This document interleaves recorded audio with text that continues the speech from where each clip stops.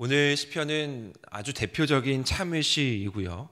또 시편에 기록되어 있는 여러 참회 시들 가운데에서도 가장 탁월한 참회 시이다라고 표현하고 있습니다. 오늘 이 본문 시편 51편은 이 표제어가 오늘의 본문의 배경을 아주 잘 보여주고 있습니다. 다윗이 밧세바와 동침한 후 선지자 나단이 그에게 왔을 때입니다. 즉 다윗이 범죄한 후 회개한 장면을 오늘 참회의 시로 고백한 것이 바로 시편 51편입니다. 오늘 본문을 묵상하면서 이 참회의 시가 왜 으뜸가는 참회의 시일까 한번 생각을 해봤습니다. 이 세상에 죄인이 아닌 사람, 죄를 짓지 않는 사람이 어디에 있겠습니까? 그런데 참회의 시라는 것은 그 죄를 고백한다라는 것이죠. 즉 자신이 죄를 모든 사람이 알 수 있도록 고백한다라는 것, 그것은 참 쉽지 않은 일일 것이죠. 누구나 죄라는 것은 덮고 싶고 누구나 이 죄라는 것은 숨기고 싶은 것입니다. 그러나 심지어 오늘 본문의 이 시인은, 다윗이라고 알려져 있는 이 시인은 한 나라의 왕이었죠. 그런데 이 왕이 자신의 치부를 드러낸다라는 것은 백성들로 하여금 참으로 수치스러운 일이었을 것입니다. 물론 선지자 나단을 보내셔서 그 죄를 고백하게 한 것일 수도 있지만 다윗이 왕으로서 그것을 무시하면 그만이었겠죠. 그런데 이 참회 시가 훌륭한 이유가 바로 여기에 있는 것입니다. 다윗은 숨기지 않고요, 자신의 가장 부끄러운 부분, 그것을 가장 솔직하게 고백했다라는 것입니다. 이 참회시를 기록하면요, 많은 사람들이, 그리고 후대의 사람들이 굳이 다윗의 이 잘못된 면을 기억하고 되새길 수 있음에도 불구하고 다윗은 그것보다 더 중요한 것이 무엇인지 알았기에 솔직하게 하나님께 자신의 죄를 고백하는 일을 가장 먼저 하는 것입니다. 그래서 이 시가 더욱더 가치가 있고요, 훌륭하게 지금도 오늘날도 묵상할 수 있는 것이죠.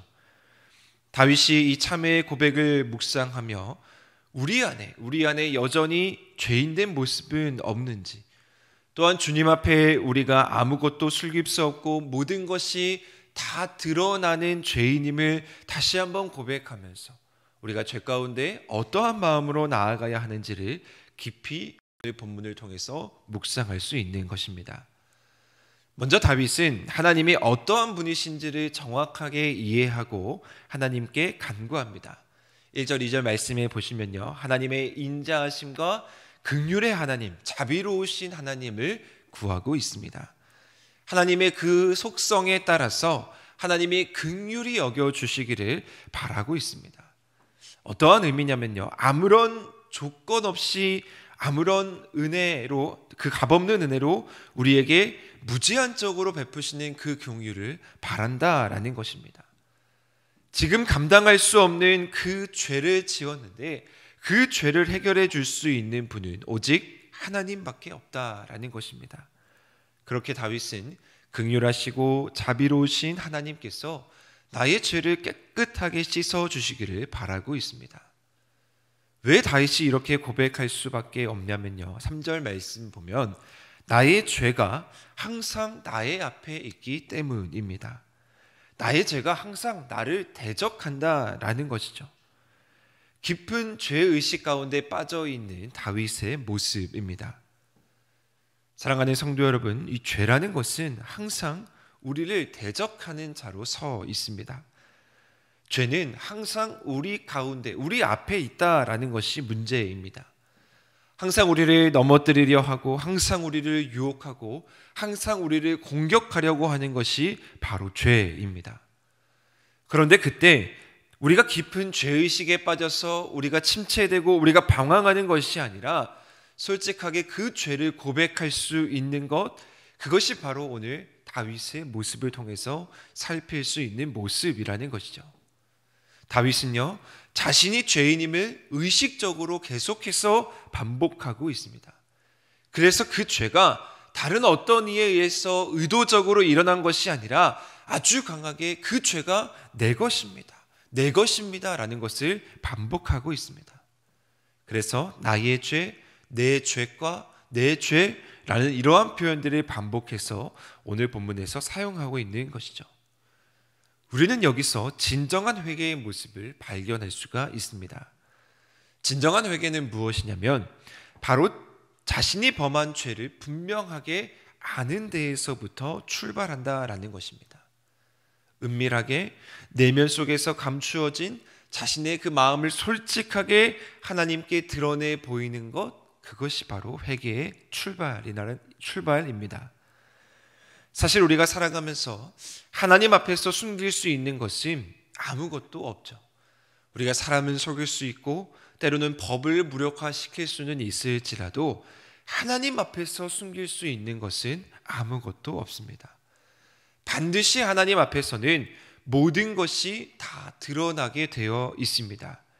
그렇기 때문에 우리는 어리석은 실수를 반복하고 범하는 것이 아니라 우리의 죄, 나의 죄가 그것을 하나님 앞에 온전히 드러낼 수 있는 이 다윗의 참된 고백이 우리 가운데 있어야 합니다. 그래서 다윗은 4절에 이렇게 고백합니다. 내가 주께만 범죄하였습니다 라고 고백합니다.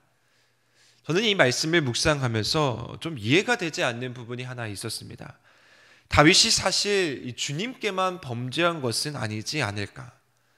바세바에게도 죄를 범한 것이고 또 바세바의 남편이 우리아에게도 죄를 범한 것입니다.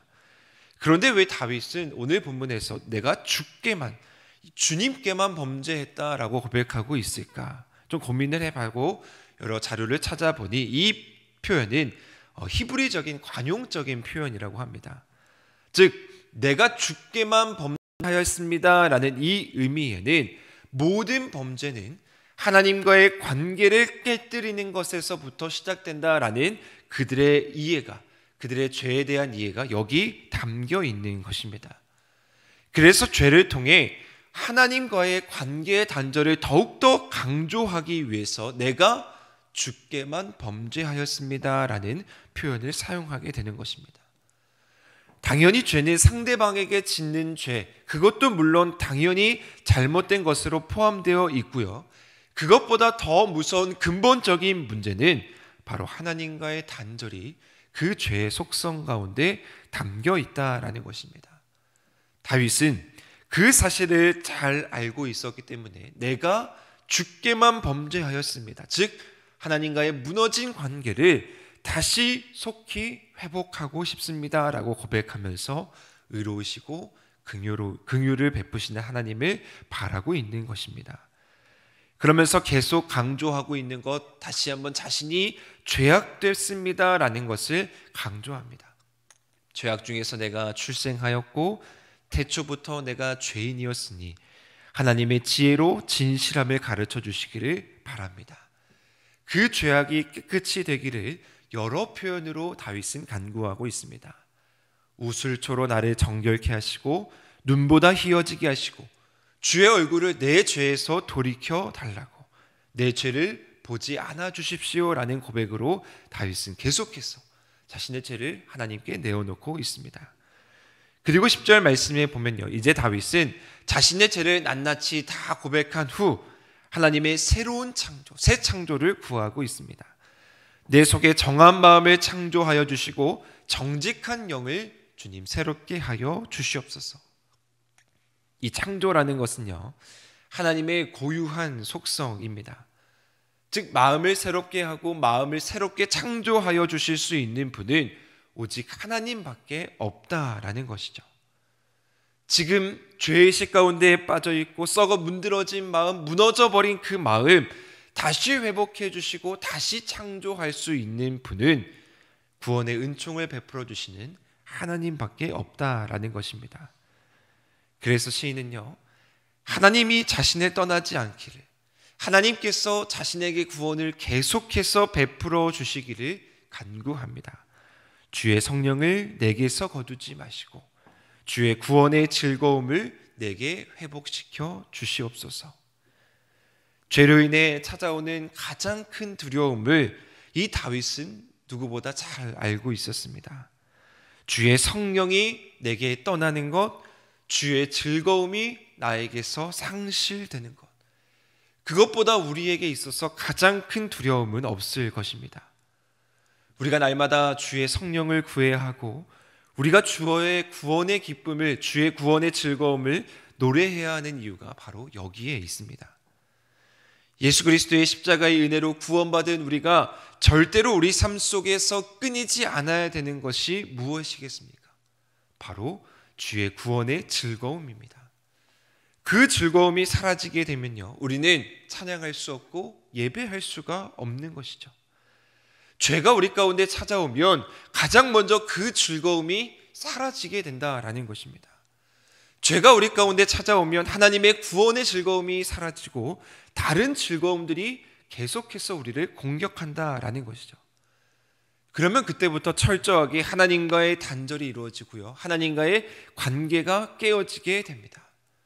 그래서 우리도 이 날마다 다윗의 고백이 우리 가운데 필요합니다. 주의 성령이 내게 매일매일 머물기를 바랍니다.